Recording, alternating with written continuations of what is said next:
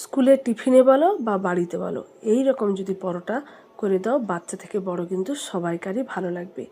আমি কি করেছি না, ময়দাকে গুলিয়েছি, একটু বাতাসাও দিয়েছি, আর কালো জিরাও দিয়েছি, লবণও দিয়েছি। আর এদিকে আমার ভাজা চলছে আলু, বিনস, গাজর। আমি স্কুলের টিফিনে দেবো, তো স্কুলের টিফিনে দেবো বলে আমি করেছি। তোমরা যদি চাও তো বাড়িতেও করে খেতে পারো, পেটও ভর্তি হবে আর খেতেও কিন্তু ভালো লাগবে।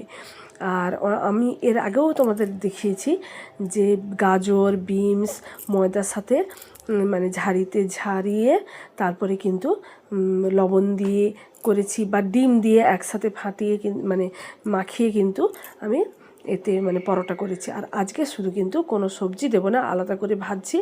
এদিকে কালো জিরে, লবণ আর একটু বাতাসা দিয়েছি। বাতাসা মানে তোমরা যদি মিষ্টি না খেতে চাও নাও দিতে পারো, আমি দিয়েছি কারণ ওই যে বললাম ছেলেরা খাবে স্কুলের টিফিনে, তাই। আর মানে এতে ননস্টিকে এতে যে করছি তার জন্যে কিন্তু ননস্টিকে ফ্রাইং প্যানে, তার জন্য আমি অল্প একদমও দেখতেই পাচ্ছ 3-4 ফোঁটা তেলে সামান্য দিয়ে আমি কিন্তু পরোটাটা করছি। আর দেখতেই পাচ্ছ একদমও সফট হয়েছে, আর খেতেও কিন্তু খুবই টেস্টি। আর কালো জিরা দিয়েছি, মুখে যত পড়বে খেতেও কিন্তু ভালো লাগবে। ওই যে বললাম ছেলেরা তো ভালোবাসবে, তার সাথে কিন্তু আমাদেরও ভালো, বড়োদেরও ভালো লাগবে।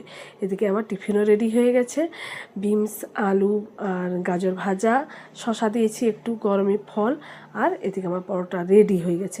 তারপরে যেগুলো বাকিগুলো ছিল সেগুলোও কিন্তু আমি একে একে করে ভেজে নেব। আর ওই যে বললাম একদমও 3-4 ফোঁটা তেলের পরে কিন্তু আমি পুরোটা করছি, দেখতেই পাচ্ছ। তারপরে কিন্তু আমি করছি, তো মানে তোমরা যদি চাও যে প্রথমটা তেল দিয়ে দ্বিতীয়টা কিন্তু নাও দিতে পারো। তো আমার একে একে করে মানে তৈরি হয়ে যাচ্ছে। আর আমি তো বললাম তোমরা যদি এরকম না খেয়ে থাকো অবশ্যই একবার হলেও করে খেয়ে দেখবে। আর তোমরা যদি মনে করো আলাদা করে সবজি না ভেজে একসাথে ময়দার সাথে গুলিয়ে দিবে, সেটাও তোমরা করতে পারো, তাতেও কিন্তু খেতে ভালো লাগবে। আর এতে মানে যেমন খেতেও ভালো আর ভীষণই টেস্টিও আর হেলদি খাবার। আমি মানে এটাতে দিইনি, এর আগে মানে করে দেখেছি বা কোনো দিন তোমাদের দেখাবো। দুধ এখনকার বাচ্চারা খেতে চায় না, তো এতে আমি কি করি, দুধও দিয়ে করি, যেহেতু খায় না ময়দার সাথে দুধগুলিও মানে করি।